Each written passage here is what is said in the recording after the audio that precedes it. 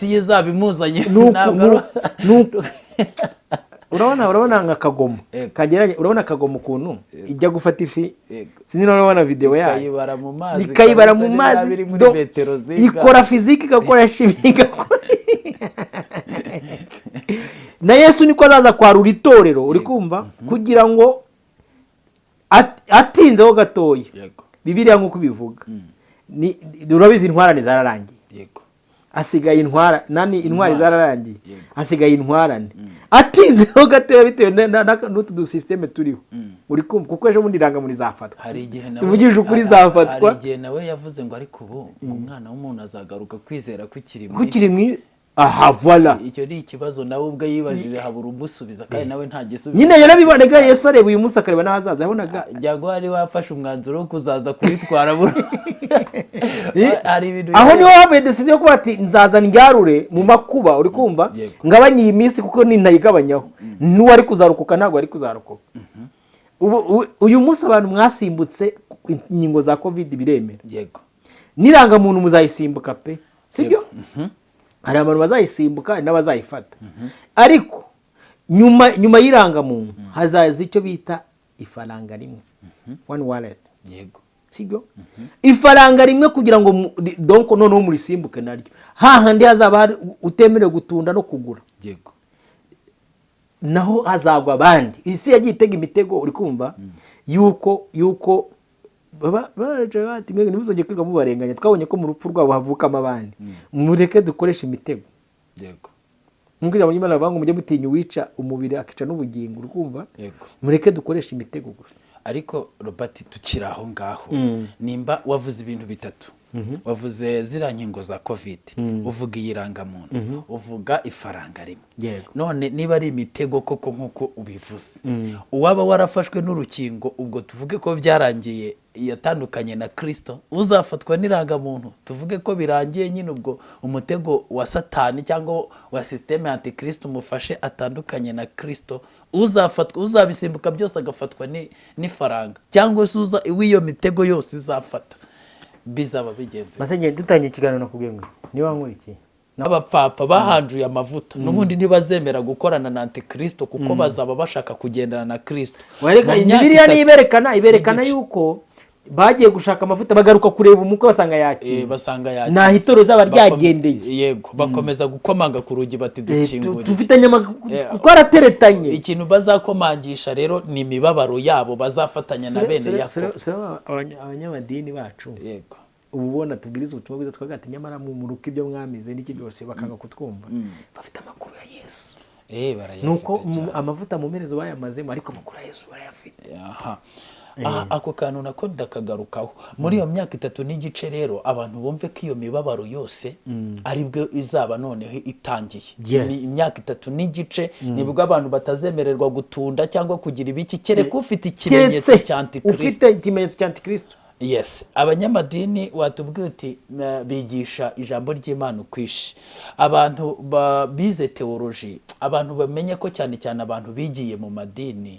batize kugaruka kwa Yesu kukuri kuko mu madini teoloji ishingwa n'abajezuiti mu mwaka w'1960 ntabwo abajezuiti bashakaga guhishura ukuri byanyabyo byari uburyo bwo kugarura inyuma za ntama zari zaratatanye ngo bongere babishyire muri katolike ariko nanone bongere babihuze n'umugambi wa anti-Kristo Imana igumugisha kugira ngo taza kuguca mu ijambo ko akananaza kukibagira kavuga n'uyu munsi nka installation mubona ko ibiri gukorwa yifaranga rimwe idini rimwe system imwe ariko ntabwo birakora ku mugaragaro kuko ubibuza gukora ku mugaragaro ntabwo arakurwa n'itorero n'umwuka wera rero n'itorero n'umwuka hanyuma rero abantu usanga wenda nko muri ibyo bintu byo kugaruka kwa Yesu abantu bose bigishijwe n'abanyamadini bize teoloji batarimo guhishurirwa kw'Imana kandi teoloji twibutsa abantu ko ni siyanse yemera ibintu bifite fact bifatika ushobora gukoraho ibindi bintu biri touchable ntabwo ibintu byo guhishurirwa n'umwuka siyanse bijyamo niyo hari akantu bababeshye barababwira ngo umwuka ngo itorero niritaha wagakiza kazaba kavuye mu banyamahanga ngo gasubiye muri Isirayeli ngo nta wundi wundi munyamahanga uzakizwa. Kandi ibyo bintu bitera confusion mu ijambo ry'Imana, kubera ko iyo ubonye ko nta wundi munyamahanga uzakizwa, ubona ko nyine abazaba basigaye uyu mubabaro w'abazatunda w'aba antikristo azababaza. Azabababariza iki? Abatari abikingije nabo bavuga ati kuko nyinyeganyeza ngo umwuka wera ngumva nta kibazo ufite. Reka mbabwire iki kintu nibwo bitumye njya gusubiza ni cya kibazo wambaje noneho nyigere kuri musozo wawe. Yego rwose. Abantu benshi ntago bajya basobanukirwa yuko icyo bita kugaruka kwa Yesu Kristo. Yego. Abanyamadini bakwigisha mu buryo butatu. Baragufite. Ariko ngiye kubwira abantu mwicare mfite message ndaza kwitambutsa iyayo kugira ngo ntabivanga. Ariko umuntu wese uzi ko ari uburozi bwo mu idini nashaka azaburuke. Mu idini bafite uburyo butatu bigisha kugaruka kwa Yesu Kristo. Yego. Hari abo bita aba post millenarist, aba millenarist n'aba pre millenarist. Aba post ni abantu bavuga ko Yesu yabonetse yamaze kugaruka n'ingoma y'imyaka 1000 tuyirimo urukumva urabizi ko bariho. Aba millenarist ni abantu bavuga yuko Yesu agiye kuzaza gutwara itorero, sibyo? Yego. Arikumva akaryishyira akazagaruka kwima ingoma y'imyaka 1000. Aba pre nabo bafite version yabo. Ivu muzarya iki muzambara iki uso mu ijuru umenye ibihishwe azabambika azabagaburira. Kuko ije muri mara niki cyadutandukanye n'urukundo rw'Imana ni inzara. Nukuri masenye nabivuze n'umbisubiremo. Ntabwo uzigera ubona leta y'u Rwanda yaje gufunga umuntu ngo yavuze ngo kwiranga muri ikoranabuhanga. Abo batigiye barahazi nikunda. Ariko ibyo nibyo rwose turi kwemeranya. Ariko ari ijambo ry'Imana twasomye hano ry'iki kimenyetso cya Antikristo. Yego. Aho umuntu azabuzwa abantu bazagibwaho n'icyo kimenyetso cyangwa se kigashyirwa mu ruhanga cyangwa ku kiganza cy'iburyo, utagifite ntiyemererwe guhaha cyangwa se kugura no kugura. None ikintu twe turi kwibaza hano ndi nacyo kibazo nakubajije bwa kabiri. Ese ibi bintu bizaba mu itorero rya Kristo rikiri mu isi? Bizaba mu isi? Iki kimenyetso kizashyirwa mu isi itorero rya Kristo rigihari cyangwa nacyo reka nyisubize mu buryo bwagutse kuko nagisubirijemo nivuga ngo iyo misi itaza kugabanywa nta numwe ari kuzaroka. Yes, ndagusuje kandi nkuhaye ikaze mu izina ry'umwami wacu Yesu Kristo. Amahoro y'Imana abane nawe. Ni kuri Prince Robert Rwanda no kwibuye Rizima TV. Imana iguhe umugisha wowe wakoze subscribe, wowe udusengera, wowe twifuriza umugisha w'Imana ntukabure ku mwuka wera. Nkuko mubireba kuri screen yacu tugiye kuganira, ariko turi kumwe n'umuhungu w'Imana n'abanyarwanda. Ndagira ngo tumusabe adusuhuze, hanyuma rero tumuhe ikaze kandi tuganire mu izina rya Yesu. Ndabasubije mu izina ry'umwami wacu Yesu Kristo, nimugira amahoro ye abe mu mitima yanyu mwese abadukurikira bari mu Rwanda bari no hanze yarwo. Amen. Prince Robert, uyu munsi ntabwo nza gutinda cyane ngo ndabaza amakuru n'ibiki kuko naje kubona ko urugamba turiho rurakomeye cyane. Abakeneye amakuru yacu bace mu gikari yatubaze, ahubwo reka twinjire mu kiganiro muri ubu buryo. Ubu ngubu nta kindi kintu gishyushye mubera cyane cyane bumva ururimi rw'Ikinyarwanda, by'umwihariko abari mu Rwanda. Hari hushyushye ibintu byo kuvuga bigendanye n'irangamuntu ikoranabuhanga, ariko bishingiye ku kimenyetso cya Antikristo cyanditse mu Byahishuwe 13:16. Ariko ibyo byose bamwe baravuga ati iriya baravuga batereka da iriya ni systeme ya Antikristo kandi ntacyo yatwara umukristo. Ku ruhande rwawe nagira ngo tuganire kuri ibi bintu wenda badukurikiye nabo bagira ikintu bakora kugira ngo tubanze gusenga. Ndasoma iri jambo ry'Imana nk'ishingiro ngiye mbona ry'ibi bibazo biri kuvuka riri mu Byahishuwe 13:16. Hanyuma rero nitusoza nyine ndarisoma hanyuma turiganireho turebe ngo ibi bintu bizaba ryari. Ese koko nirangamuntu cyangwa ese ikibazo kiri mu irangamuntu cyangwa kiri ahandi hantu mu myumvire runaka? Imana iguhe umugisha cyane. Reka nkwemerere dufashe gusenga. Uwiteka nguhaye ikaze muri iki kiganiro. Ntaba ari twe tuvuga ahubwo umwuka wawe avugire muri twebwe. N'abadukurikiye ubashe kubabashisha kumvisha umwuka wawe n'amatwi y'ubugingo ariyo yumva iki kiganiro. Tuguhaye ikaze rero nguze kubana natwe, yaba uyoboye ikiganiro nanjye ubwanjye, kandi uburinzi bwawe n'umutekano biva mu ijuru bibe ku buzima bwacu mu izina rya Yesu Kristo. Amen. Yesu naguha umugisha, uranyemerera nsome nawe ushatse wahasoma. Ni Ibyahishuwe 13:16. Ariko ngiye buriya abantu baranyemerera mpere nko kuri 11 kugira ngo bumve n'inkomoko y'ibintu. Haravuze ngo haduka indi nyamaswa ivuye mu gitaka. Haduka indi nyamaswa ivuye mu gitaka. Ubwo nyine hari izindi zari zabanje n'ibindi bimenyetso byazo zari zirimo gukora. Nuko mbona indi nyamaswa izamuka iva mu butaka, iyo yo yari ifite amahembe abiri nk'ay'umwana w'intama, ivuga nk'ikiyoka. Itegekesha ububasha bwose bwa ya nyamaswa ya mbere. Mu maso yayo ihata isi n'abayirimo ngo baramye ya nyamaswa ya mbere yakize uruguma rwayishe. Kandi ikora ibimenyetso bikomeye, imanura umuriro uva mu ijuru ugwa mu isi mu maso y'abantu. Iyobesha abari mu isi ibyo bimenyetso yahawe gukorera imbere ya nyamaswa, ibabwira kurema igishushanyo cya ya nyamaswa yari ikomerekejwe n'inkota ikabaho. Ngeze aho bikomeye noneho. Ihabwa guha icyo gishushanyo cy'inyamaswa guhumeka ngo kivuge kandi cyicishe abatakiramya bose. Itera bose, aboroheje n'abakomeye, n'abatunzi n'abakene, n'ab'umudendezo n'ab'imbata, gushyirwaho ikimenyetso ku kiganza cy'iburyo cyangwa mu ruhanga, kugira ngo hatagira umuntu wemererwa kugura cyangwa gutunda keretse afite icyo kimenyetso cyangwa izina rya ya nyamaswa cyangwa umubare w'izina ryayo. Aha niho ubwenge buri. Ufite ubwenge abare umubare w'iyo nyamaswa, kuko ari umubare w'umuntu, kandi umubare we ni 666. Bati wumvishe ijambo ry'Imana kandi usanzwe ibi bizaba byari uyu munsi itorero rikiri mu isi, cyangwa bizaba itorero ryaratashye? Mbo uranyemerera, hari igihe ubaza ikibazo nyisubije nahuranije, abadukurikiye bashobora kutumva muzi w'igitekerezo mfite. Subiza mu buryo bwawe rwose. Asubize mu buryo bwanjye. Yego. Mbo reka tugende step by step. Yego.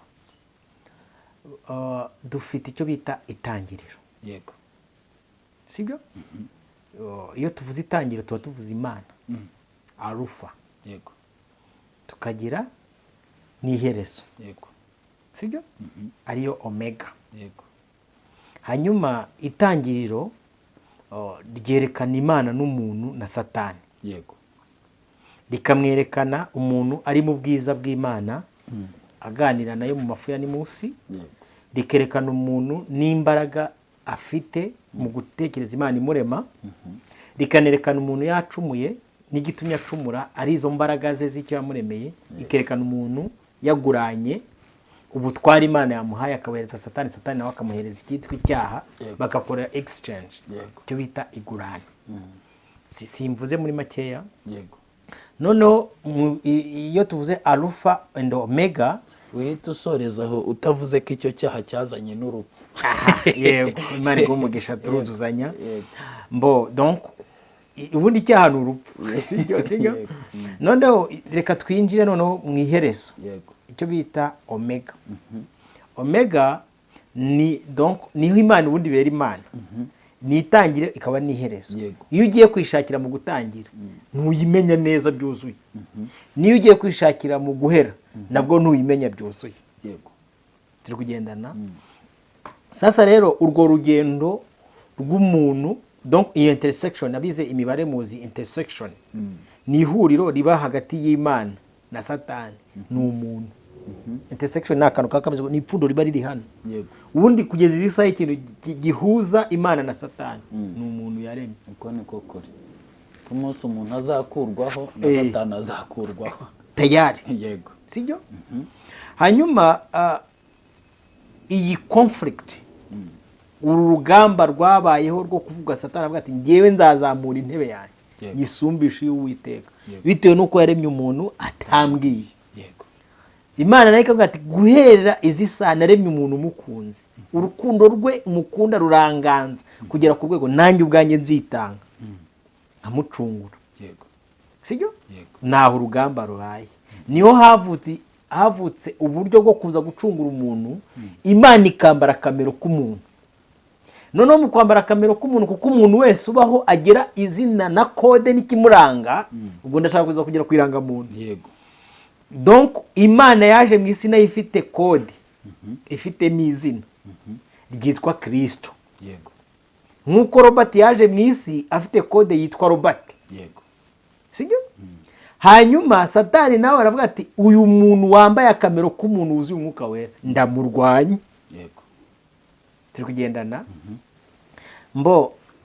nkunda kubwiriza abantu benshi, iki kiganiro ndi kugikora nitonze kuko nibyo rwose kisaba imbaraga z'Imana n'ubwenge bw'Imana. Mwami Yesu atuyobore. nkunda kubwira abantu benshi nkabaga ngo imbaraga z'abizera zizingiye mu bintu Imana yabakoreye ahashize, kuko nibyo bibatera guhamya ko n'ibisigaye izabikora. yego rero hagati y'igiti gitambitse n'igihagaze, ndi kuvuga umusaraba, yego niho hari itandukaniro ry'ibintu byose.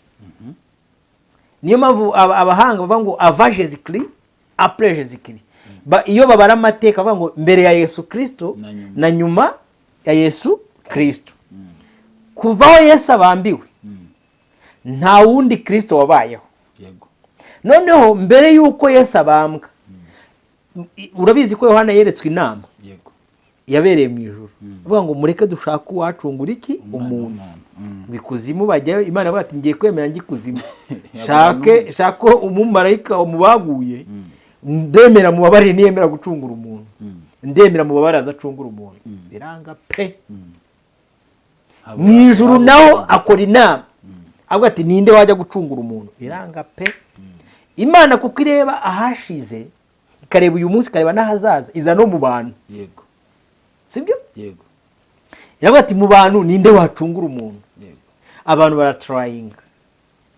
urabizi mu bwoko Imana yatoranije hagiye hari abantu batrayinga, bageragezaga kuba bakina role ya Kristo. ba Samweli bakagerageza akaba umwami, uwitwa Mose yego afata role avuga ati kabe kanjye kubaza kandebe ko nabacungura, aranagerageza ariko biranga amateka tugakora guye mu nzira byagenze. Aburahamu akorerwa test, yego biranga ngo igicaniro kiramuganza, ngo arasinzira agatanga ingongoro, yego zakiriye. buriya nuko wenda tutaganira no mu uyu munsi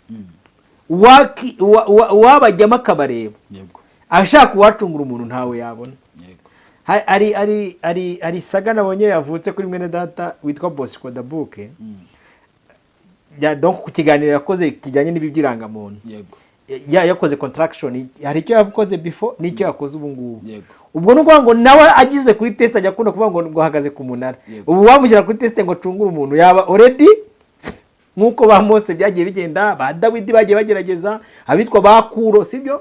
bagenda bashaka gukina role ya Kristo, biranga. yego ariko Yesaya agiye kumuvuga aravuga ati ariko ndi kubona ubutambwe, yego azaba umukiza wari mu isi yose, intimba z'abantu bose agiye kuzishyiraho, yego kugeza ubwo Imana ifashe umwanzuro uvuga ati njye kwicungurira ati umuntu. yego uwo wambaye akamero rero uri kumva akambara akamero k'umuntu, ni uyu munsi sigirwaho impaka nk'uko ijambo ry'Imana rivuga.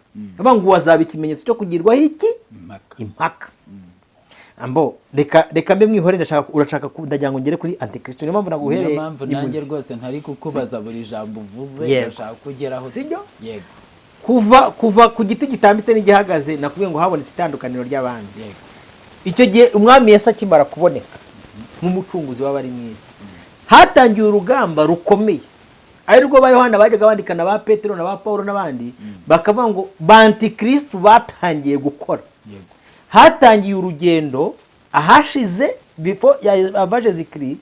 hari abantu mu mateka, abantu biga amateka bajya bumva abantu batangiye bashaka gukina role zo kuba bakina nka Antikristo. yego sibyo? kuko nabakubwiye ngo urugamba rwatangiye mu itangiriro, abitwa ba Tuberikayine urikumva, abitwa ba Nimrodi, sibyo?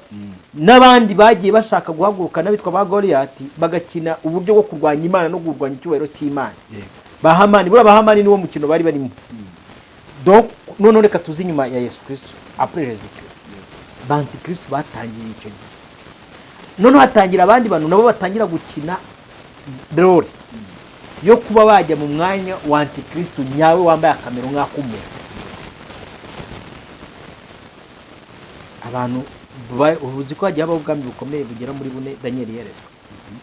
Bari abampereri bose barahagararaga bakavuga ati jyewe ndahagarara mu cyuho cy'umuntu mbere antikristo, bakamushyira ku munzani bagapima wate.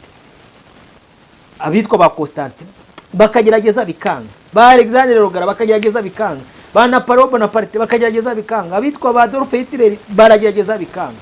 N'uyu munsi iyo uri kubona uri kumva abitwa ba Donald Trump, ba Emmanuel Macron uri kumva n'uyu mukwe wa Donald Trump bose even na Donald Putin sibyo bari kugerageza kuba bagira gute bajya kuvuga role ya antikristo. Ariko bakirengagiza ko ibihe bitondetse uri kumva kuremwa kw'isi kungana n'iminsi 6 hakaba n'umunsi wa 7 w'ikiruhuko. Ariyo mibare abantu benshi batabara ngo bamenye kwitegereza gusoma ibihe. Ndaguha urugero rwiza. Isi muri reality nyayo imaze imyaka 6,000. Sibyo? Hari imyaka 4,000 bya mbere ya Yesu Kristo n'imyaka 2,000 bya nyuma ya Yesu Kristo. Nyuma turi mu 2020 na kangahe? Na gatandatu. Iki kintu ngiye kuvuga ndahamanya n'ijambo ry'Imana ntago tuzi umunsi n'igihe uri kumva Yesu azaza gutwara itorero. Ndagira ngo nze kugera ahantu hawe mbajije masubize nje kugira ngo abantu bumve neza histoire. Muri iyo myaka iko ari 6,000 mu mibare y'ubumana ingana n'iminsi 6. Turi kugendana ndakumva. Mu mibare y'ubumana ingana n'iminsi ngahe? 6. Niyo mpamvu umuntu wapfuye uyu munsi n'uwapfuye wenda mu gihugu kiba bwarakira 70 ngahe iyo bageze muri Gehori uri kumva akamaza ngo umaze igihe kingana iki ashobora kuvuga ngo ni amasaha 3. Abayumva ari uwo mwanya. Abarumva y'uwo mwanya. Kuburyo ushobora kubaza Adamu ngo umaze igihe kingana iki upfuye ati hano mamaze iminsi 6. Yego. Imyaka 1000 mana ni nyinshi kuri twe, kuri wowe wiguhaniye n'umunsi umwe gusa. Turi kugendana? Yego. Muri iyo minsi 6 niho Imana yagiye ikora icyo bita creation mu bumana bwayo. Sibyo? Ariko hategereje undi munsi umwe w'ikiruhuko. Ariho abiga amateka, abiga za theology uri kumva n'abanyamwuka bahuriza mu kakita ngo ni umunsi w'isabato. Umunsi w'ikiruhuko. Cyangwa se ingoma y'imyaka ingahe? 1000. Kuba dukuri. Sibyo? Mbo aho rero niho Yesu azabayoborera.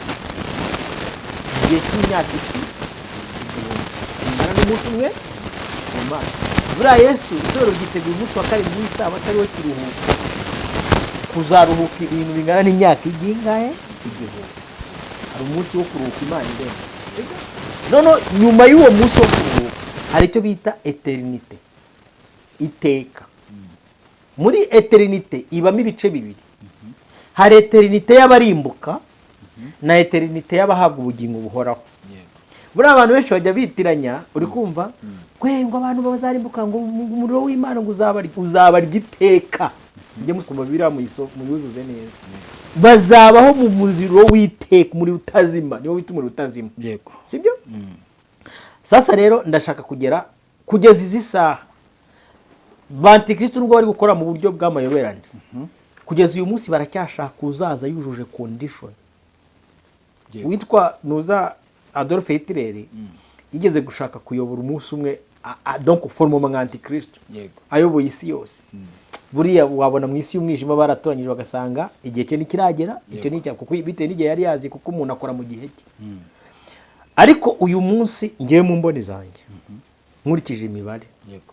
Buriya 2020 nizi ibintu binini cyane. Aho abahanga mu kuyobora isi bavuze ngo tugeze mu kindi gihe aho ubuzima buhindutse. Kandi koko bwarahindutse aho abari kwiga za kaminuza amarira araba abana menshi. Urakora iki kwe yayi bidukorera mbere? Sibyo? Yego. Ariko iyo kubise imibare buriya abantu benshi ntago bajya bamenya ko agakiza katangiye Yesu amaze kuzuka. ku musaraba ku munsi wa gatatu, bakabara ahari bari gutekereza igihe yavukiye. Imibare myiza yo kubara itangirira hagati y'igiti gitambitse n'igihagaze. Sibyo? Iyo mibare rero yabariwe mbere y'uko babara, babaye avaje zikiri, ariko ntekereza icyongeye ku myaka 2000 ntazi. Ubwo mvuze nababwiye ngo ntabwo tuzi igihe Yesu azagarukira. Bibiliya yerekana ko azaza nk'umujura, ndabisobanura nabyo. Donc iyo myaka 33 ya Yesu Kristo yamazeho yambaye akamero k'umuntu kugera ku rwego abambwa. Iyo nkuruye bitewe nuko n'abantu bari muri generation yacu, isi y'umwijima yo yasomye Bibiliya ikabareba ikabita muri generation Z. Yagera inyuma bayibaza ati se ikurikiyeho ni ati rero kuko tutari kubasha kuyireba neza, ashobora kuzaza generation yitwa Alpha. Sinzi niba uri kunyumva neza. Abantu bajye biga banasome banuze barebe icyo bita ubuhanuzi. Generation Z. Iyi ni generation ya nyuma. Mubishaka mutabishaka isoza. Izindi zizaza nabo nibazi ngo niziye. Birababaje kuba bisi babibona abitwa ko bakijijwe bo ntabyo bari kubona. Ntabyo bari kwibonera, sibyo? Sasa rero tugende step by step. Uku guteguriza antikristo, Bibiliya ivuga yuko azaza agendera ku mababa y'ibizira. Tukugendana ku mababa y'iki y'ibizira. Bisobanura iki cyangwa se bivuze iki? Ejo nandi gusoma fayilo ya Hepsen, ndeba ibizira uburyo byatangiye gufata abitwa abakomeye bose bo mwisi. Icyo bita kubacisha bugufi kugira ngo ategurwe uzaza afite imbaraga kurusha abandi muri ubu buryo. Uyu munsi isi y'abakomeye mwabonye ko n'umwana w'umwamikazi w'Ubwongereza bamaze kumuta muri yombi kubera izi fayilo za Hepsen. Abakomeye bose birasabwa ko bateshwa agaciro. Uri kumva? Kugira ngo ati Kristo aze kwima ingoma, bavuga ati ko uyu nguyu atandukanye n'abandi bose. Abo twabonye barya ubura hari amavideo atarasohoka. Isi iracyagerageza guhisha ariko bari gutitira buri abantu bayarimo bose. Abantu muyarimo yose, abantu bari muri zira fayilo. Hari n'umunyarwanda bizafata. Barimo benshi. Murore. Barimo benshi. Bose kwari kunavuza ati kara nagasongero ubundi bikomeye biracyarimo hasi mu nyanja mwitonde birori. Antikristo azaza ku mababa y'iki y'ibizira. Iyo tuvuze amababa ni ikintu kiba giteze urukumva. Nukuvuga ngo byanze bikunza azamanukana yitura hano mu isi urukumva. Nibwo ngo azatangira kwereka abantu ko ari umwami w'amahoro. What the meaning? Bivuze iki rero sasa ngere kuri yanuza yaranga muntu yanyu yabashyuje mu bwonko. Yabatesheje umutwe. Guteguriza antikristo kugira ngo aze mu isi ni strategy urukumva igomba gutegura nkuko Yohana yateguriye Yesu Kristo. Sibyo? Ibintu byose bigomba kugira umuteguro. Bigomba kugira umuteguro. Hari instruction. Uri kumva? Yo kugira ngo ati Kristo azaze gukora umurimo we nkuko wasomye muri icyo gice cy'ibyahishuwe, kuza gukora umurimo we ariko atwaza inkoni y'icyuma. Buriya abantu benshi babonye Yesu aza kwa Mariya aza yicishe bugufi yigira umwana w'intama. Uri kumva? No mu rwego rwo kugira ngo Satani agire ngo ni umuntu usanzwe. No habereye mistake. Hari igihe yajyaga bakubitamo akantu ntibabimenye. Akavuga ati yaba mufite ubushobozi bwo kuba mwamfata mwakamfashe. Ati nanabishatse nahamagara ingabo zo mu ijuru ejo ni ikabarangiza. Uri kumva? Ariko yajyaga bati muri system yanjye naje nk'uyoroheje nciye bugufi nk'umwana w'intama ujyanwa mu ibagiro abihorera kumva azi ko ari kugira. Antikristo warabizi ko aje muri system yuko Yesu yaje nta wamwubaha. Gusa azabikora. Uri kumva?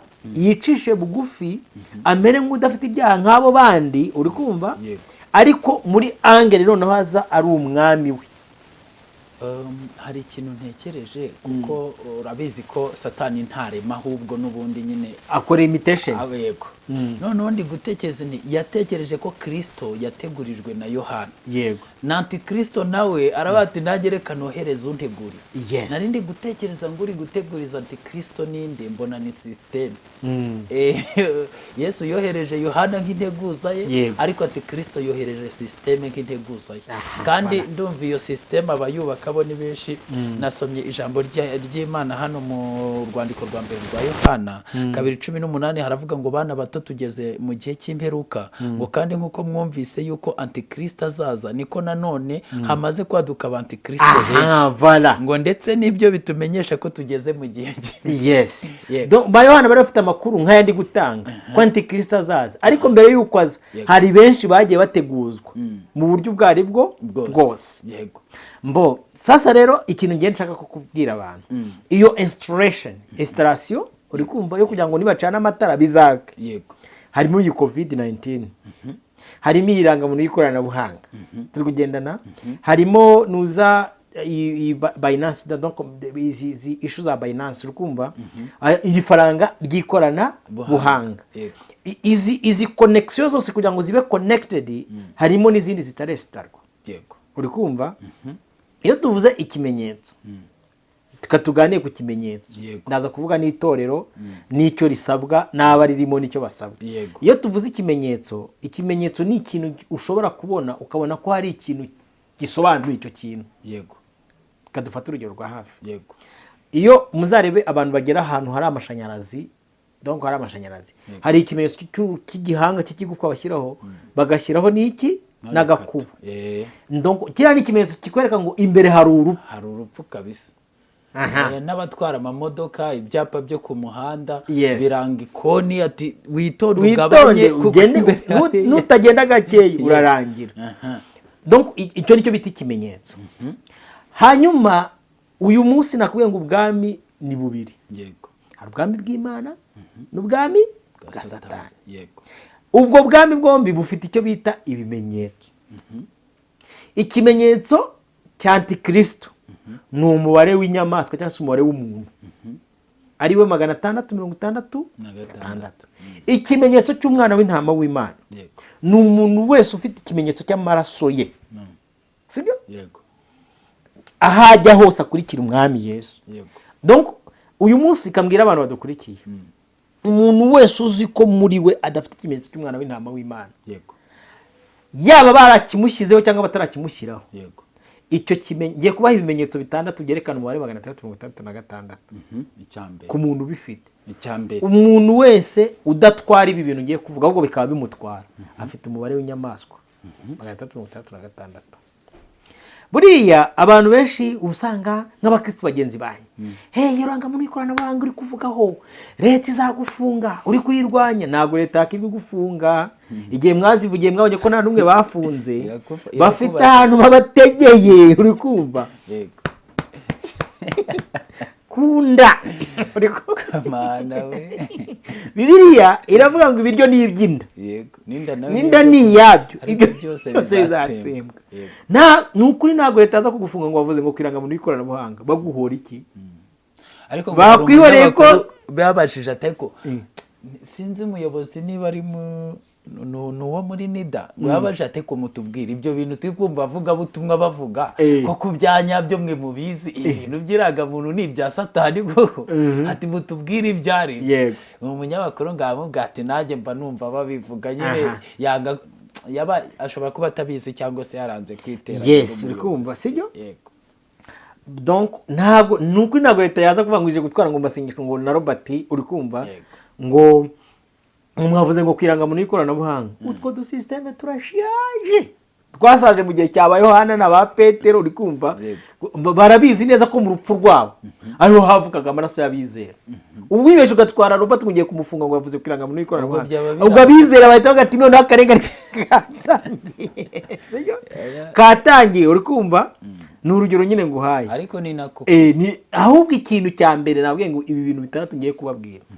Njye nangazwa n'abakristo benshi bagiye batandukanye, ukumva bafite ubwo babwirangamuntu y'ikoranabuhanga. Yego. abanyabyaha nabo bafite ubwoba bw'irangamuntu y'ikoranabuhanga kugera ku rwego bari gufata Imana bakamera nka Adamu na Eva bayicumuyeho bagatangira kuyereka ko akafata urugero kugira ngo nyumve neza. Adamu yabwiye Imana ati umugore wampaye, yanze kwemera icyaha, ahise abona umugore wampaye. Ubu hari umuntu uzi ko ari umusambanyi, azi ko ari umujura, uzi ko ari umwicanyi mu mutima we, abizi ko azanarimbuka.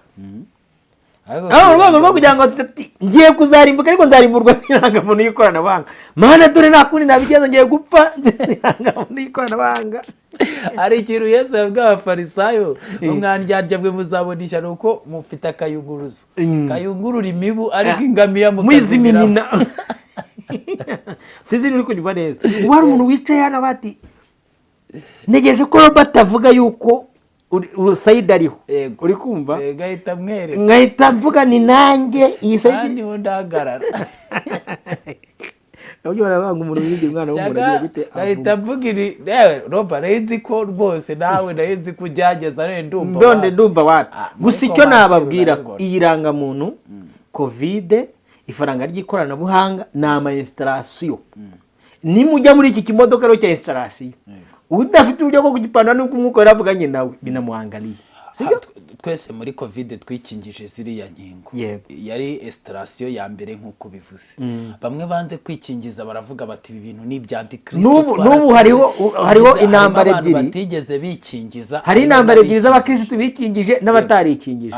Abikingije, abatarikingije bazi ko batsinze urugamba rwo bazajya mu ijuru. Abikingije nabo baravuga ati kuko nyinyeganyeza ngo umwuka wera mwumva nta kibazo ufite. Reka mbabwire iki kintu nibwo bitumye njya gusubiza ni cya kibazo wambaje noneho nyigere kuri musozo wayo. Yego rwose. Abantu benshi ntago bajya basobanukirwa yuko icyo bita kugaruka kwa Yesu Kristo, abanyamadini bakwigisha mu buryo butatu. Baragufite, ariko ngiye kubwira abantu mwicare, mfite message ndaza kwitambutsa iyayo kugira ngo ntabivanga. Ariko umuntu wese uzi ko ari uburozi bwo mu idini nashaka azaburuke. Mu idini bafite uburyo butatu bigisha kugaruka kwa Yesu Kristo. Hari abo bita aba post millenarist, aba millenarist n'aba pre millenarist. Aba post ni abantu bavuga ko Yesu yabonetse, yamaze kugaruka n'ingoma y'imyaka 1000 tuyirimo, urukumva urabizi ko bariho. Aba millenarist ni abantu bavuga yuko Yesu agiye kuzaza gutwara itorero, sibyo? Arikumva akaryishyira akazagaruka kwima ingoma y'imyaka 1000. Aba pre nabo bafite version yabo ivuga yuko urikumva uyu munsi umuntu iyapfuye, urikumva abagiye mu buzima bw'iteka niba yarakoreye Imana, sibyo? Ubwo abagezeyo nta bintu ibyo bintu mwamwishyiramo ngo urupfu rw'umuntu, urikumva? Kandi izo version uko ari eshatu zose zirigishwa. Kandi iyo banyirazo bari kuzigisha bashobora kukwereka ukuri, bifashisha Bibiliya. Umuntu akakwereka bati nyuma y'urupfu ni na migabo n'imigambi imirimo yose yo mwisi bigize gute ibirangiye. Ukubwira ngo isazaza gutwara itora akakwereka na version biblique. Uvuga ko yaje akatumaraho ibicumuro n'ibyaha byose, niho havuye n'izi nyigisho z'abanyabuntu benshi bajya bigisha ubuntu ariko butari ubuntu bw'Imana, bigisha ubusa. Ari abanyabuntu bigisha ubusa, ari ubuntu n'ubusa.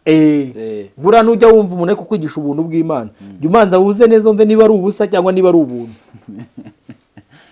Twavuga ko ari ubusa bw'Imana ra ubusa bw'abantu, ahubwo ari ubusa bwabo baba bari kanigarikire nigengegende kuvuga. Ariko by the way ngende umunyabuntu kuko nakijwe n'ubuntu bw'Imana. Yego. Ni abantu bangurikiye mujye mumenya ko ndi umunyabuntu ariko sindi umunyabusa. Yego. Uzabitubwira ndabasobanurira ubuntu n'ubusa. Rero reka nivugire ngende mu millenarist. Sibyo? Yego. Ubwo ngiye kuvuga bari bategereje ko Yesu agiye kuzaza gutwara itorero. Yego. Ndyemera nshingiye ku cyo Bibiliya ivuga. Bibiliya yatanze urugero abanga ubwami bw'Imana bugeranwa n'abakobwa 10 b'abanyabwenge. Ariko muri abo bakobwa harimo 5 b'abapfapfa. Umutwe w'abanga ubwami bw'Imana bugeranwa n'abakobwa 10. Yego. 5 b'abanyabwenge, 5 b'abapfapfa. Yego. Aba bakobwa bafite formation ku mukwe. Yaranabarambagije. Abahana condition z'uko bagomba gutwara itabaza. Ariko harimo abarangaye barangajwe n'isi. Hakaba n'abandi biteguye umukwe wabo. Yego. Amavuta mu mperezo bayaryamiye. Sibyo? Yego. Noneho Bibiliya ivuga ukuntu Yesu azagaruka. Azaza nk'umujura nk'uko umujura atungura iki nyir'urugo yego ngo niko azagira gute niko nawe azagira aka gasisiteme ko kuvuga ngo azaza nk'umujura impamvu yagahisemo ni uko abizi ko aje ku mugaragaro turi kugendana yego icya mbere ntibamwemera rego ubwo aje ku mugaragaro habanza sisiteme kuza ku mugaragaro yakohereza integuza kandi ibyo bintu byarabaye byararangiye ikina icyaka operasiyo izaba imuzanye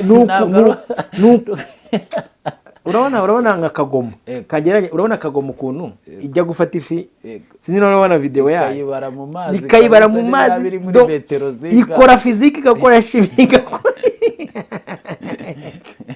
na Yesu niko azaza kwarura itorero uri kumva kugira ngo atinzeho gatoya Bibiliya nk'uko bivuga urabizi intwarane zararangiye yego asigaye intwari zararangiye hasigaye intwarane atinzeho gatoya bitewe n'utu dusisiteme turiho uri kumva kuko ejo bundi irangamuntu izafatwa tuvugije ukuri izafatwa hari igihe nawe yavuze ngo ariko ubu umwana w'umuntu azagaruka kwizera kukiri mu aha voila icyo ni ikibazo nawe ubwo yibajije habura umusubiza kandi nawe nta gisubizo nyine yarabibonega Yesu areba uyu munsi akareba n'ahazaza yabonaga jyago ari wafashe umwanzuro wo kuzaza kuritwara hari ibintu aho niho havuye decision yo kuba ati nzaza ndyarure mu makuba uri kumva ngabanye iyi minsi kuko nintayigabanyaho n'uwari kuzarukuka ntabwo ari kuzarukuka uyu munsi abantu mwasimbutse inkingo za covid biremera yego n'irangamuntu muzayisimbuka pe sibyo hari abantu bazayisimbuka n'abazayifata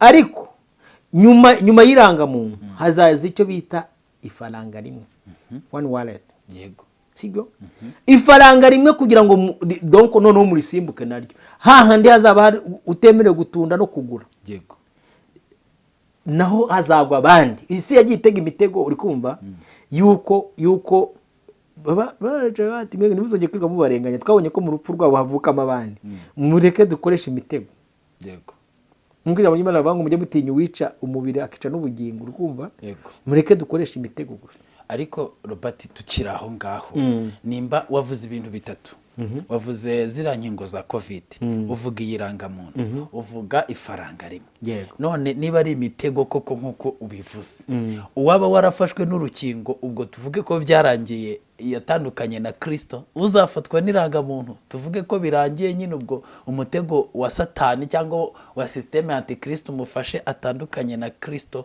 uzafatwa uzabisimbuka byose agafatwa n'ifaranga cyangwa se iyo mitego yose izafata bizaba bigenze Masenge dutangiye ikiganiro nakubwiye ngo niba nkurikiye nakubwiye ngo imbaraga z'abiza zizingiye hashize zizingiye hazaza yego ubu uyu munsi turi ku itariki zingahe 18 niba atari uyu munsi turi muri za 19 yego Masenge ejo kuri 20 urabizi niba Yesu atazagaruka ahubwo umunsi ni 20 uyu munsi ni 20 ejo kuri 21 yego ubizi neza ko Yesu atazagaruka ntabyo nzi nta nubwo mbizi nimba turasoza kino kiganiro ataraza hari n'igihe wabona tugiye kitarangiye sawa nyine ubwo muhaye igisubizo cyose warumbajije urukumva nitukiganye ngo tuzarya iki tuzambara iki ejo bizaba bimeze gute ejo ntago ari ahacu ahashize baduteye inkingo njye nari ikingizi byararangiye byanjye kandi njya numva njyewe ubwanjye ngiye baneshatu nanjye neshatu baranshimangiye ariko njya numva njyewe ubwanjye n'umwuka w'Imana nanjye ubwanjye yego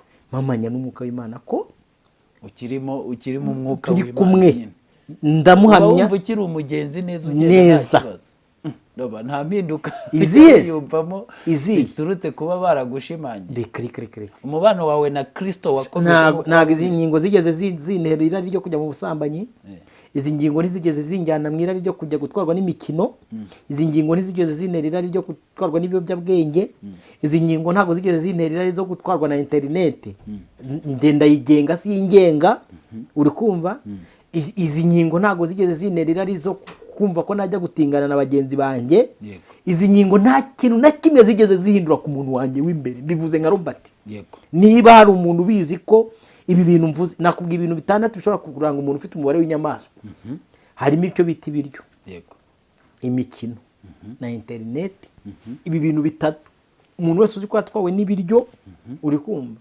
bikamutera ihungabana n'ibitekerezo bibi bikaba byagera ku rwego bimurimbura kugera no ku rwego atangira kubigereranya yarebera muri angere y'ubumana akabirebera mu nda uwo zarimbuka bivugiye kuri kamera umuntu uzi ko atwarwa n'imikino akagera ku rwego imikino imutwara kugera ku rwego sibyo ijya imujyana aho ishaka imwinjiza aho ishaka mu mabetingi n'ibindi byose mu kwiyahura wabonye ngo abiyahura za Rayon Sport n'abandi bose uyu nawe azarimbuka umuntu uzi ko umwanya we wose awuta muri ibi bintu bibiri maze kuvuga icya gatatu umuntu uzi ko atwarwa na internet yego TikTok ikaba yaragutwaye YouTube ikaba yaragutwaye Instagram ikaba yaragutwaye n'izindi n'uburyo bwose n'imibereho yayo ukaba ugera ku rwego umwuka wa internet utuma unasambanira online yego uzarimbuka nta kirangamuntu ikoranabuhanga ari izakubuza kurimbona inkingo icyo ni icyambere ikindi cya gatatu mvuze ibintu bitatu yego kugira ngo nuzuze 336 umuntu wese uzi ko atwawe n'ubusambanyi n'ibijyanye naryo byose iyo mvuze ubusambanyi n'ibijyanye nabyo byose uri kubyumva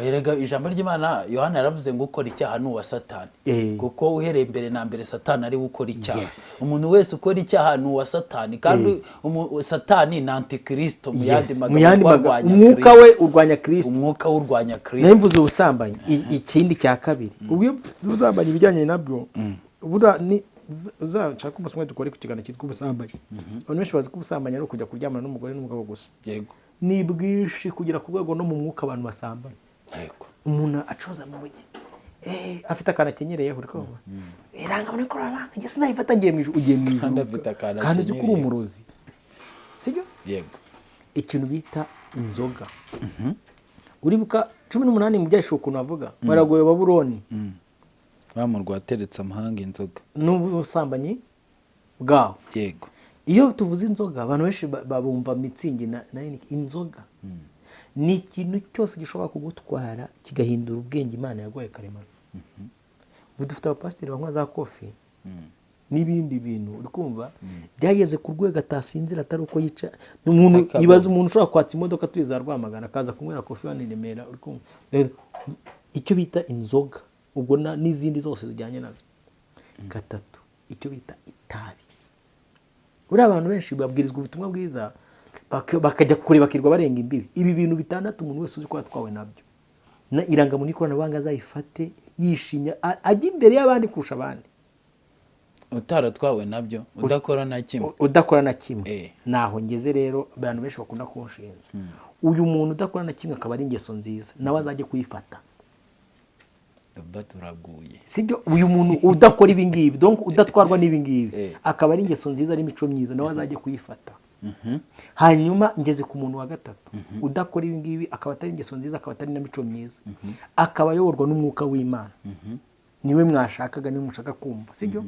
uyu nguyu bisubiremo umwuka wera nabyuka mu gitondo akamubwira nk'ibintu yigeze kumbwira urazi ni box ndabimubwira akamubwira ati nujye gufata irangamuntu ukibeshya ntumwumvire Bibiliya iravuga ngo umukiranutsi wanjye nareka kunyumvira kuko ijambo ry'Imana rivuga ngo kumvira Uwiteka cyangwa se kubaha Uwiteka nibwo bwenge umutima wanjye ntuzamwishimira uyu muntu nareka kumvira Uwiteka akajya gufata irangamuntu ijambo ry'Imana rivuga ngo ntabwo umutima wanjye uzagira gute uzamwishimira uyu muntu uyoborwa n'umwuka wera umwuka wera akamubwira ati ntuzagere ujya gufata iyi rangamuntu nubirenga ukajya kubikora ibyo birakureba nagwaye ubuhamya umunsi umwe Imana yaranyiyamye irambwira ngo ntuzigere n'umunsi n'umwe ujya gutegura ikiganiro kijyanye na gospel talk ngo ujye kubaza AI yego sibyo pe nayikoresha ku ishuri kuko tuyikenera buri munsi nayikoresha no mu buzima busanzwe ariko sinakibeshya ngo nubure telefone yanjye njye kubaza revelation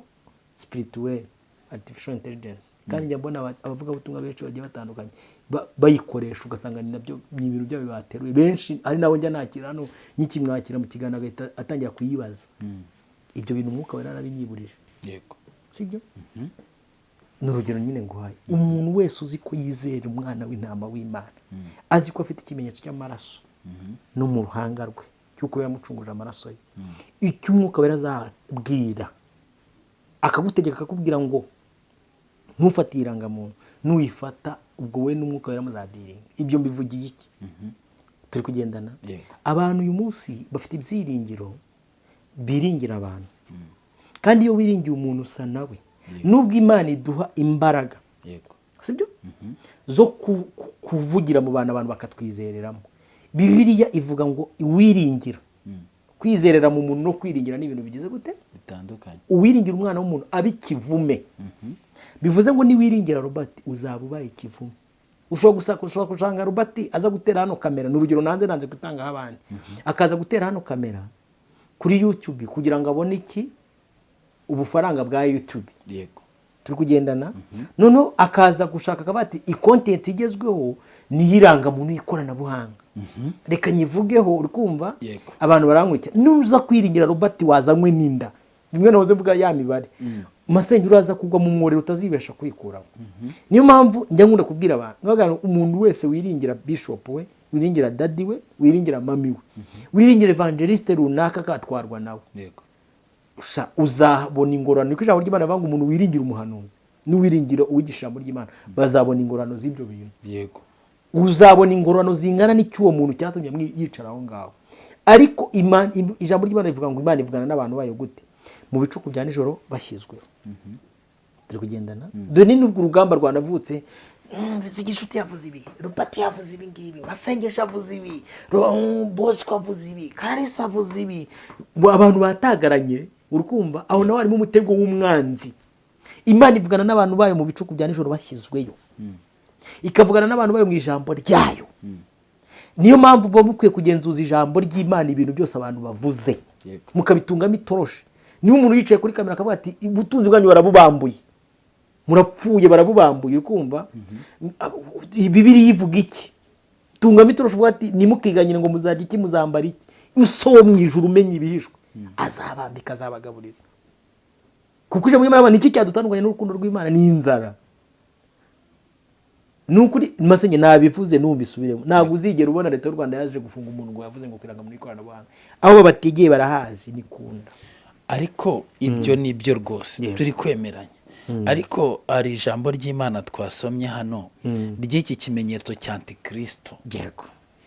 Aho umuntu azabuzwa abantu bazagibwaho n'icyo kimenyetso cyangwa se kigashyirwa mu ruhanga cyangwa ku kiganza cy'iburyo, utagifite ntiyemererwe guhaha cyangwa se kugura no kugura. None ikintu turi kwibaza hano ndi nacyo kibazo nakubajije bwa kabiri.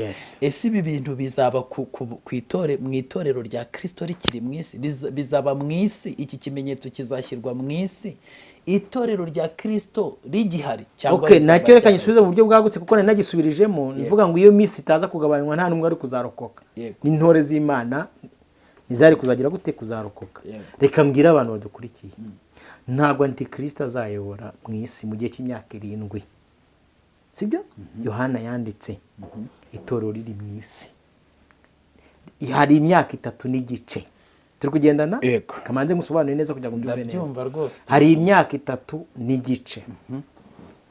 Iyi myaka 3 n'igice izabanziriza kuyoborwa kwa Antikristo. Azaza yigarurire byose niko ijambo ry'Imana rivuga. Abwira abantu ati na amahoro. Kandi nabo babone ko hari. Uyu munsi wakanda muri systeme y'isi agahindura ugashyiramo iya Kristo y'amahoro. Kuko Yesu azaza kuyobora ingoma y'imyaka 1000 akoresha siroga yitwa amahoro. Kuko ni umwami w'amahoro. N'uyu munsi ufashe siroga y'isi y'ikibi n'ikiza ukayikuramo. Ikibi n'ikiza gishamikiye mu cyitwa demokarasi. Bura mwisi sanzire na demokarasi baba barakahezo. Ujibona Amerika niyo uri kumva iyo aka kanobori ka demokarasi ugakuyemo ugashyiramo icyo bita amahoro. Isi yahita iterera abantu babona ibyo barya uri kumva. Kuko reka nkwe nk'urugero rwa hano. Dufata urugero hano mu Rwanda. Ubu hano mu Rwanda hari umuntu umwe mu bakire dufite. Wabwira abanyarwanda kagati mbo sibyo umwaka ugizwe n'imisinga 365 cyangwa ni. Urabona nk'uyu mukire witwa Gatera. Abwiye abanyarwanda kagata amafaranga yanjye yashashe hasi. Sibyo? Mwese buri muntu wese bajya bamuhemba 100,000 ku kwezi. Niwe mushahara do base ifatiyeho. Nukuri Gatera ntago yabura amezi 5 abahemba. Buri munyarwanda wese 13 zihembwa. Ko niko kuri. Ubwo numwe 5 ufashe haryo ndi mukire rundi ntago ngiye abantu bakire ni benshi ukabaga ati mwabakiremwe ndashaka ko buri wese mu mafaranga yawe ujye uhemba abanyarwanda 100,000. ubuzima bwakomeza cyane rwose kandi bugakomeza neza. Ndashaka gusubiza rero abantu bafite impungenge z'itorero. Itorero ntabwo rizarya ku mibabaro ya bene Yakobo, ntabwo rizayumva.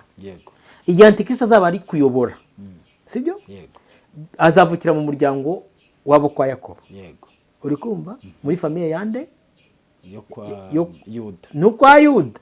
Ego hose niho biva na Ibura na Yesu nawe. Uri kumva? Iyi systeme itorero Yesu azaryarura. Iyo usomye ibyahishuwe 14 je pense, haravuga ngo abo barobanuriwe mu bantu nabakurikira umwami Yesu. Ahajya n'umuganura, icyo bita umuganura sinzi ndibuze cyari. Ndakizi. Ni abantu batoranijwe n'Imana bakurikira umwami Yesu aha ajya hose. Uri kumva? Aba rero niwe Yesu azarura, sibyo? Batoranijwe mu bantu ni nabo bazamufasha kuyobora ingoma y'imyaka igihumbi. Mu gihe Antikristo azavuga ngo ibintu ni amahoro, Yesu azaba yatwaye itorero rye ajya kuryezaho ibizinga byose. Uri kumva? Niho nababwiye ngo azaza nk'umujura, abamufiteho ikimenyetso cy'amaraso, abo yakoye, abamukurikira umunsi ku munsi, abumva ijwi rye ahagiye nk'uko ijambo ry'Imana rivuga ngo mwende abo baramukurikira bumva ijwi ry'umwungeri nabo ijwi ryabo bararyumva. Abangaba azaza barure, uri kumva, nk'uko umujura yinjira mu rugo rw'umuntu. Namara kubacyura azabajya kubezaho muri iyo myaka 3 n'igice cy'amahoro cya Antikristo. Ijambo ry'Imana rivuga ngo hazavuka abahamya babiri bafite guhanura mu gihe cyabo bagategeka amazi kuba amaraso. Uwo ni Mose, sibyo? Na Eliya nibo bazagaruka bafite guhagarika izuba. Turi kugendana. Aba nibo bazaza kugamburuza Antikristo, kuko wasomye ijambo ry'Imana riravuga ngo azaba afite ububasha n'ibimenyetso byo kumanura n'umuriro mu ijuru, kugira ngo abantu bamwizere ko ari we Kristo. Aba bahamya babiri rero nibo bazaza bakamubwira ati rero ibyo bintu uri gukora, uri kumva, sibyo? Ibyo bintu uri gukora wowe ntago ari iby'Umwana w'Imana. Nibwo mu yindi myaka 3 n'igice ikurikira, kuko azayobora imyaka 7. Iyi 7 isanzwe Kristo azatwara itorero. Azatwara itorero nirimara kugenda, rikimara gutaha. Donc bazanyuranamo. Kristo agomba guhishurwa noneho byeruye. Kristo atwara itorero. Voilà. Imyaka 3 n'igice ishira kwigarurira isi. Sinzi niba uri kunyumva neza. Ndimo ndakumva. Noneho Antikristo azaba ari kuyobora muri icyo gihe cy'imyaka 3 navuze ngo njyana amahoro, indi 3 n'igice rero izabamo imibabaro. Ni iyi. Itorero nirimara gutaha, kubera abafite amavuta mu mperezo zabo bazaba bumvishijwe ry'umukwe akakinga urugi. Hari abanyabwenge b'abapfapfa, abakobwa b'abapfapfa, abangaba bafite amakuru bazajya guhanjuza. Bagati wowe wasigaye ute? Ntiwigwa kuririmba Yesu, uramuhamya cyangwa n'umuhamya? Turi kugendana. Uri kumva? Ati ndamuhamya. Wowe byagenze gute ko nzi ko kuri channel yawe wirwa gusakuza uvuga yuko uri kuburira abantu n'itorero n'iki byagenze gute? Uramwemera cyangwa umwemera? Niyo wasomye rya jambo rivuga ngo ihatira kuramya abantu bose, ab'umudendezo, aboroheje, abakomeye, izabahatira kubaramya. Itorero ryaramaze kuva mu isi. Aba rero bazanga kumuramya niyo bazahura niyo mwita imibabaro ya bene Yakobo. Yes. Hanyuma rero nyuma y'imyaka 7 itorero rimaze kwezwa ryarakeye, uri kumva, hazaba urugamba Antikristo azakindura benshi. Namara kumenya n'Abisirayeli ubwabo bamaze kumenya ko atari Kristo, nabo mu isi yose bandi bamwizera. Mbabwiye yuko uyu munsi Abisirayeli atari bano bakazari mubona i Yerusalemu. Abisirayeli bafite Imana yashimye kubahisha, ntago ikiberekana nk'ishyanga. Uyu munsi Abisirayeli n'abantu bose bafite inzira z'igisiyoni mu mitima yabo. Nibo bita ubwoko bw'Imana. Sinzi niba ayo mateko yazo. Iyo tuvuze Isirayeli tuvuga Isirayeli 5. Uyu munsi Isirayeli y'uyu munsi n'abantu bafite inzira z'igisiyoni mu mitima yabo. Hanyuma aba bantu rero nibamara kutangira kumenya ko atari Kristo, ijambo ry'Imana ryabura Abisirayeli bavuga ati mwebweho muzanahungere mu misozi n'iki, nimuzajye mu nkombe z'amazi. Uri kumva? Kuko hari ikintu kizaba sasa. Turi kugendana. Bibiliya ivuga Yesu nagaruka. None waje kwima ingoma y'imyaka 1000, azanye n'itorero rye. N'abazayoborana nabo n'imiryango 12 y'Abisirayeli. N'aba Yohana bariya mwabonaga nibo bazaba bari kuyoborera Yerusalemu. Azaza n'ubwiza bwe bwose. Kumwe yaje nk'umwana w'intama yiyoroheje bajyana mu kirara akabihorera. Azaza. Ijambo ry'Imana ngo umwuka we wo mu kanwa ke uzarya abanzi b'Imana. Ngo bazamara imyaka indi 3 bari gushyingura abanzi b'Imana. Sibyo? Nicyo gihe antikristo nk'umuntu azafatwa n'umuhanuzi w'ibinyoma bakabohwa bakajyanwa mu nyanja yaka umuriro. Nibo bazayibanzamo. Hanyuma Satani mu gihe cy'imyaka 1000 azababoshye. Wenda reka turekere hafi aho ngaho, ngira ngo hari ibintu twagombaga kwitaho kandi numva ko abantu babyumvise. Ikintu cya mbere nuko iri jambo ry'Imana ryo mu byahishuwe byo gushyirwaho ikimenyetso ku ruhanga cyangwa mu kiganza ntabwo bizaba itorero rya Kristo rikiri officiellement aracyari installation ubabuza gukora aracyari imisa niwe mwuka we. Paulo yabyandikiye Abatesalonike. Niyo mpamvu mwabonye muri covid bari gahunda yo gutera ngo 6 utazi iyo byanyuze niyo byahereye. Yego. Nukuri baba gahunda naba ngaba bazisimbutse. Iyo gahunda ikomeza byari kurangira mugamburuye. Yego. Uwabihushye rero ni nawe uzahuha nibi. Yego. Noneho bagombye kubyumva ko muri iyo myaka 7 rero itorero riri gutunganwa riri mu ijuru. Rikurwaho ibizinga. Nibwo mwisi abasigaye hari imyaka 3 n'igice antikristo azaba ari kugenzura restaurasiyo ze neza ko zakozwe. Akabona ko byaka gaburira abantu yongera anasanasa n'utundi twose mbega yestara neza anameze neza akorana amasezerano. Ni nabwo muzabona aya mavideo y'aba bayobozi. Iyo myaka nirangira antikristo bamwe bazamuvumbura. Niba muvumbura batangire kwanga gukorana nawe, ariko babakobwa 10 bagiye guhanjura babakobwa 5 b'abapfapfa bahanjuye amavuta n'ubundi ntibazemera gukorana na antikristo kuko bazaba bashaka kugendana na Kristo. Bibiliya iberekana yuko bagiye gushaka amavuta bagaruka kureba umukwe basanga yakira. Basanga yakira. Na hitoro zaba ryagendeye. Yego, bakomeza gukomanga ku rugi bati dukingurire. Tufitanye twarateretanye. Ikintu bazakomangisha rero ni imibabaro yabo bazafatanya na bene Yakobo. Abanyamadini bacu. Yego. Ubona tubwiriza ubutumwa bwiza twagati nyamara mu muruka ibyo mwamize n'iki byose bakanga kutwumva. Bafite amakuru ya Yesu. Barayafite. Nuko amavuta mu merezo bayamazemo ariko amakuru ya Yesu barayafite. Ako kantu nako ndakagarukaho. Muri iyo myaka 3 n'igice rero abantu bumve ko iyo mibabaro yose aribwo izaba noneho itangiye. Imyaka 3 n'igice nibwo abantu batazemererwa gutunda cyangwa kugira ibiki kereka ufite ikimenyetso cya antikristo. Ufite ikimenyetso cya antikristo. Yes, abanyamadini watubwiye uti bigisha ijambo ry'Imana ukwishi. Abantu bize theology, abantu bamenye ko cyane cyane abantu bigiye mu madini batize kugaruka kwa Yesu kukuri. Kuko mu madini theology ishingwa n'abajezuiti mu mwaka w'1960 ntabwo abajezuiti bashakaga guhishura ukuri byanyabyo. Byari uburyo bwo kugarura inyuma za ntama zari zaratatanye ngo bongere babishyire muri katolike ariko nanone bongere babihuze n'umugambi wa antikristo. Imana igumugisha kugira ngo taza kuguca mu ijambo akananaza kukibagira. Yego, n'uyu munsi nka installation mubona ko ibiri gukorwa y'ifaranga rimwe idini rimwe system imwe ariko ntabwo birakora ku mugaragaro. Kuko bibuza gukora ku mugaragaro. Ntabwo arakurwa mwisi. Ni itorero n'umwuka wera rero. Ni itorero n'umwuka. Hanyuma rero abantu usanga wenda nko muri ibyo bintu byo kugaruka kwa Yesu abantu bose bigishijwe n'abanyamadini bize theology batarimo guhishurirwa kw'Imana. Kandi theology twibutsa abantu ko ni science. Science yemera ibintu bifite fact. Bifatika bishobora gukoraho ibindi bintu biri touchable. Ntabwo ibintu byo guhishurirwa n'umwuka siyansi bijyamo. Nyuma hari akantu bababeshye barababwira ngo umwuka ngo itorero niritaha wagakiza kazaba kavuye mu banyamahanga ngo gasubiye muri Isirayeli ngo nta wundi munyamahanga uzakizwa. Kandi ibyo bintu bitera confusion mu ijambo ry'Imana kubera ko iyo ubonye ko nta wundi munyamahanga uzakizwa ubona ko nyine abazaba basigaye uyu mubabaro w'abazatunda w'aba antikristo azababaza. Azabababariza iki?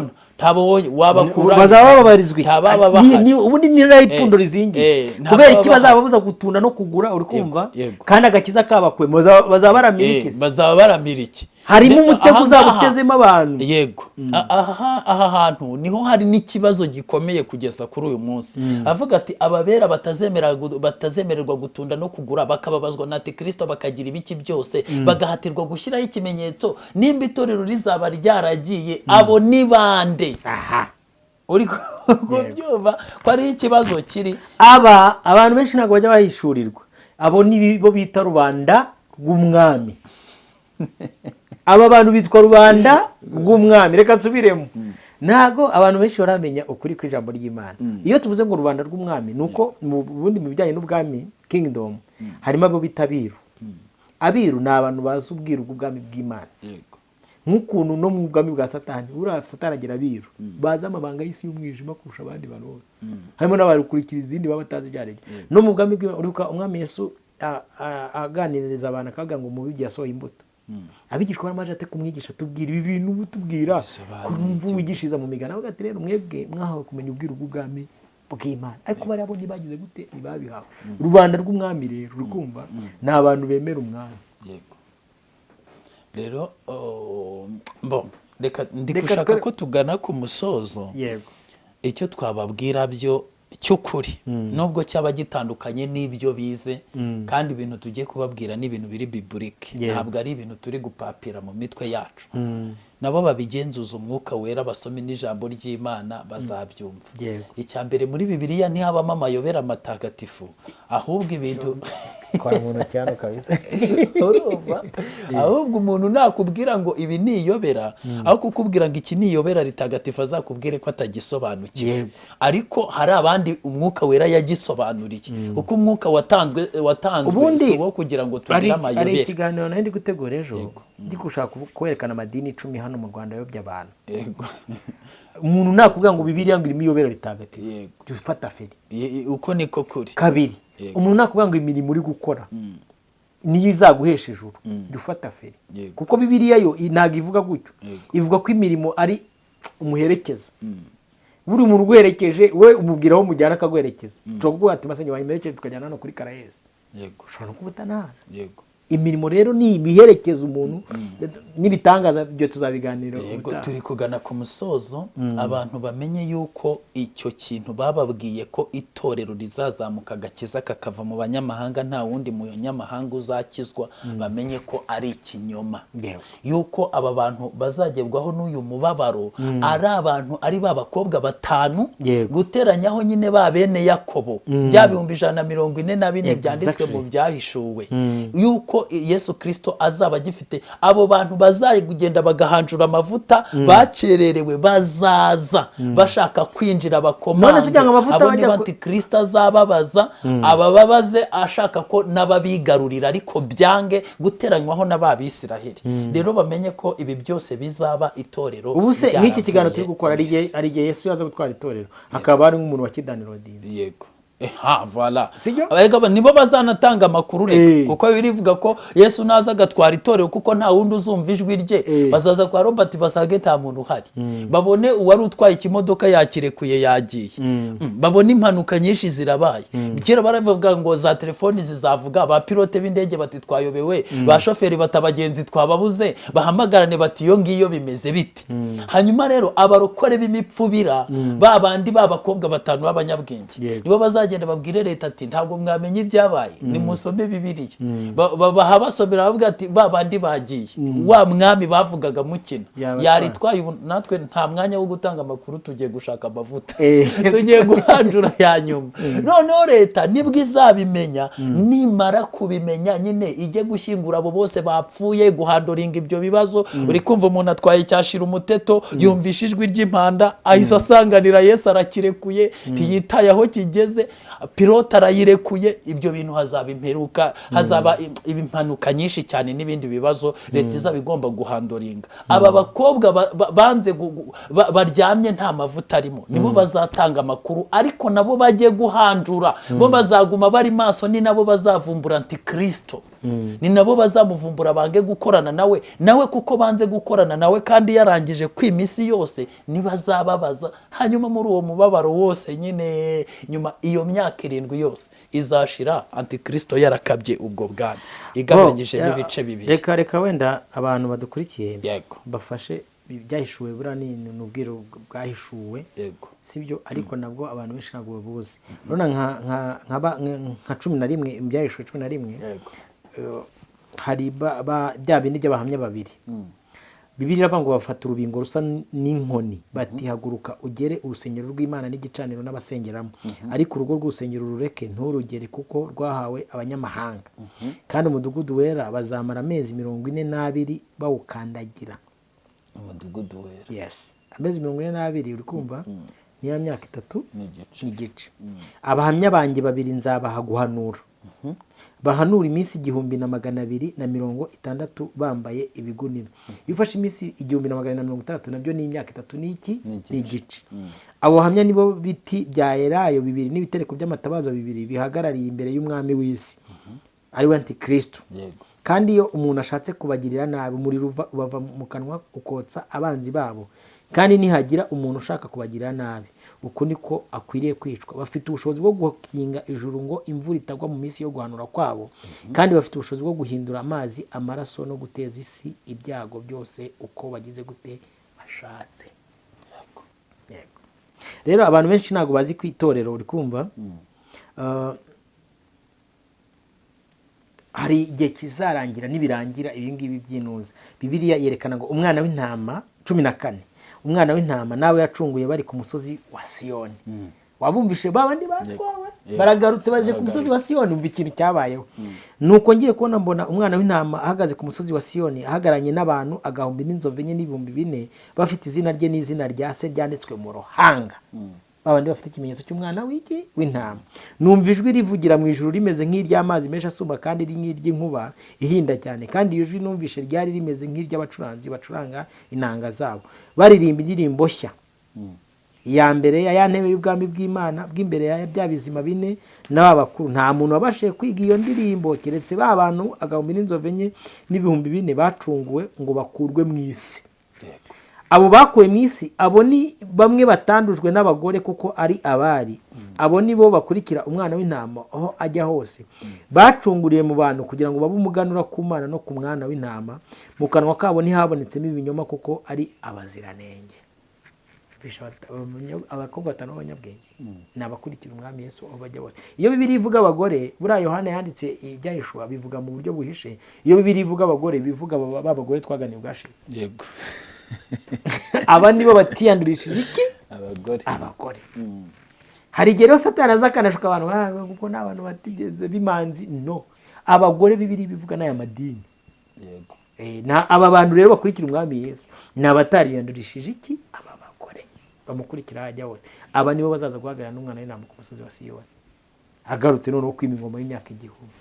Ndumva ari cyo ibyahishuwe haba harimo ibintu byinshi cyane byo kwitondera no kuba umuntu bimusaba gusenga kugira ngo asobanukirwe. Ntabwo dushatse kwinjira muri byinshi kuri uyu n'ubu nuko nyine ubwami bw'Imana n'ubu tuba tubishyira muri risike. Suzi ko ntuzabuje kubyigisha. Tujye tuba clear rega sibyo. Abatariki zari yaje ubura kuri 7 z'ukwa gatatu. Turaburi iminsi ngahe? Turaburi iminsi bicaca nigeze kuri 10 rero ibihagare tubivuga hakiri kare wa muganga. Ntago amatariki aragera. Mayinga data ibintu birakomeye. No kuvuga ngo rero abantu b'Imana icyo bakwiriye kumenya ku cyo twahereyeho nkasije twari turi kuganiraho y'irangamuntu koranabuhanga, wababwiye uti abayoborwa n'umwuka w'Imana nibo bana b'Imana. Umwuka wera icyo azakubwira uzagikora. Icyo rero umwuka wera natakubwira uzakora icyo umutima nama wawe ukubwira. Gusa icyo twababwira nuko ibi bimenyetso gushyirwaho ibimenyetso mu ruhanga cyangwa mu kiganza ku kiganza cy'iburyo, nuko ibi ngibi bizaba itorero ryaratashye dukurikije ijambo ry'Imana. Gusa uyu munsi ariko tukaba tudahakana no nkunganire kugira ngo byumve neza. Uyu munsi umuntu wese udafite ikimenyetso cy'umwana w'intama w'Imana, yego, umwe agifite mu ruhanga undi agifite mu kiganza. Urukumva byamaze kubajyaho bamwe baranabigendana nuko batanabizi sibyo, ariko ikitaraba ni ransoma officiel. Yego. Bareka umuntu uteberwa n'umwuka w'Imana yiborwa n'uwa Satani. Ntabwo bya nyine ni nka nibyo wavuze ubundi umuntu ari ngo irangamuntu ngo ifaranga ngo mayikoroje wagira ngo niho agakiza kazaturuka. Bira bintu sibyo bizana agakiza, sinabyo bigatwara, ahubwo ukazana n'umwana w'Imana. Utwara agakiza ni Satani. iyo umwakiriye mu mutima wawe uko waba uri kose imirimo ye yose ya satani n'ubundi ubwo iyo nimba utari uw'Imana uri uwa satani kuko hagati ntihariho ubwo rero ariko uyu munsi turi kuganira hari abantu bafite ubwoba bw'irangamuntu ejo tuzajyana urusororo yes n'akarere kabo gufotora bitari byanagera hari abantu turi kuganira bataragera no mu gufotora ejo tuzajyana gushyingura mu irimbi ry'iwabo kurwana ni gusa bakiteye ku iherezo ryawe ibyo bindi urarushaka iki byaba birebire ariko reka dushimira abantu bari badukurikiye babwire ngo ibitekerezo byabo babyandike muri comment kugira ngo wenda tuzabasubize mu gihe hari ibyaba bitabanyuze kandi mbabwire ngo uyu munsi birasaba kwitwararika cyane no kwitonda no gusenga cyane abantu basengere abantu bari ku ruhembe rw'ivugabutumwa abantu bavuga butumwa babasengere cyane n'abahanuzi kuko ni mu ntambara itoroshye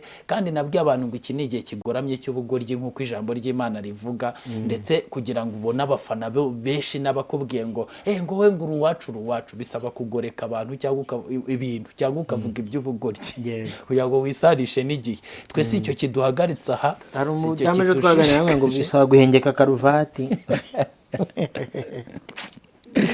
Imana bamugisha reka dusoze yego so turabashimiye rero mugubwe neza twongere guhurira mu biganiro bitaha kandi dushimiye Robert umwana w'Imana n'abanyarwanda watuganirije Imana ikomeze kumwongera amavuta menshi mu izina rya Yesu amen amen